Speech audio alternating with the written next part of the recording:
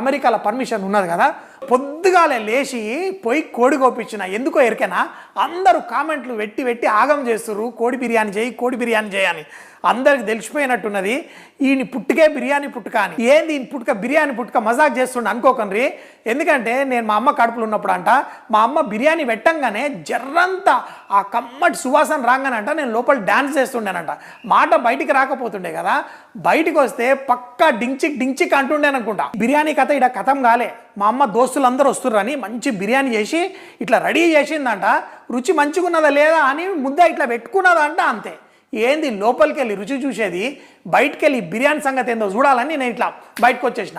ఇక దోస్తులందరూ కూడా నన్ను ఫస్ట్ హాస్పిటల్లోనే వచ్చి అందరూ చూసిర్రంట. చూసి ఈ బిర్యానీ పోరగాడు బాగున్నాడు, బిర్యానీ పోరగాడు మంచిగా ఉన్నాడు అనుకున్నారంట. ఇప్పుడు చూడండి, ఇదే బిర్యానీ చేసి బతికేస్తున్నాం. ఊకనే లొల్లి చేయకుర్రి. ఇవాళ నేను పూసలు గుచ్చినట్టు ఈ బిర్యానీ